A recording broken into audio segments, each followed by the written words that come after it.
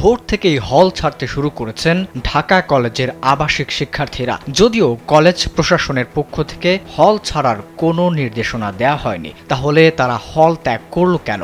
চলমান কোটা বিরোধী আন্দোলনে সংঘর্ষে নিহত হয়েছেন ঢাকা কলেজের এক শিক্ষার্থী। খবরটি সামাজিক যোগাযোগ মাধ্যমে ছড়িয়ে পড়লে রাত ৩টার পর থেকেই শিক্ষার্থীদের মাঝে দেখা যায় হল ছাড়ার হিড়িক, আর বেলা বাড়ার সাথে সাথে এর সংখ্যা দ্বিগুণ হতে থাকে। সরেজমিনে সকাল ৬টায় ঢাকা কলেজের আবাসিক এলাকা ঘুরে দেখা যায় দলে দলে বিভিন্ন হল থেকে শিক্ষার্থীরা বেরিয়ে যাচ্ছেন।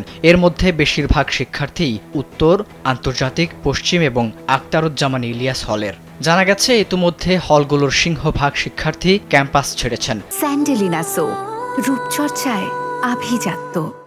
আর এই বিষয়ে গণমাধ্যমের সাথে কথা বলতে রাজি হননি তারা। রাজধানীর সায়েন্স ল্যাবরেটরি এলাকায় কোটা আন্দোলনকারীদের সঙ্গে ছাত্রলীগ ও যুবলীগের নেতাকর্মীদের সংঘর্ষের সময় ঢাকা কলেজের স্নাতকোত্তর শ্রেণীর শিক্ষার্থী এবং কলেজ শাখার ছাত্রলীগ কর্মী সবুজ আলী মারা গেছেন। তিনি ঢাকা কলেজের 2018-19 সেশনের পরিসংখ্যান বিভাগের শিক্ষার্থী ছিলেন। জানা গেছে সবুজ আলী নর্থ হলের 205 নম্বর রুমে থাকতেন। তার বাড়ি নীলফামারী জেলার সদর থানা এলাকায়। বুধবার রাত 2টায় ঢাকা কলেজ অধ্যক্ষ অধ্যাপক মোহাম্মদ ইউসুফ বিষয়টি নিশ্চিত করেন।